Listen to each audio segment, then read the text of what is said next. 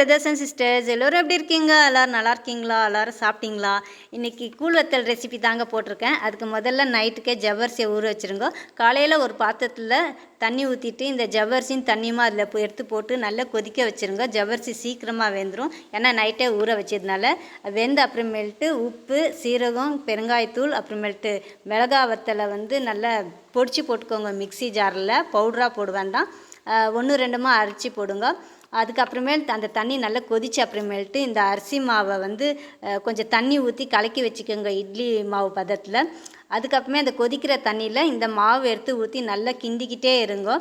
நல்லா இந்த கண்ணாடி பதம் வரும்ல, அந்த டைமில் இறக்கிருங்க. அதை கொஞ்சம் தண்ணியாக இருக்க டைமில், ஏன்னா ஆறுன அப்புறமேல்ட்டு கெட்டியாகிடும். ஆறுன அப்புறமேல்ட்டு பிளாஸ்டிக் கவர் அப்படி இல்லைனாக்கின்னா துணி, ஏதாச்சும் ஒரு துணி வச்சு ஒரு ஸ்பூனை வச்சு கோதி அதில் அந்த துணியில் ஊற்றி வச்சுருங்க. ரவுண்டாக ஊற்றி வச்சுட்டு அப்புறமேல்ட்டு நல்லா காஞ்சிருங்க. வெயிலுக்கு வச்ச பிறகு காஞ்ச அப்புறமேல்ட்டு நீங்கள் எடுத்தால் அது வராது. அந்த துணியை பின்னாடி திருப்பி போட்டு லைட்டாக தண்ணி தொளிச்சிட்டு நீங்கள் எடுங்க. ரொம்ப ஈஸியாக நல்லா வந்துடும். அதுக்கப்புறமேல்ட்டு அதை வெயிலில் நல்லா காய வச்சுருங்க, நல்லா முறுமுறா காஞ்ச அப்புறமேல்ட்டு எடுத்து பொடிச்சு பாருங்கள். சூப்பரான டேஸ்டான கூழ் வத்தல் ரெடி ஆகிடும். அப்புறமேல்ட்டு எல்லோருக்கும் இனிய நாளாக மாறட்டும்.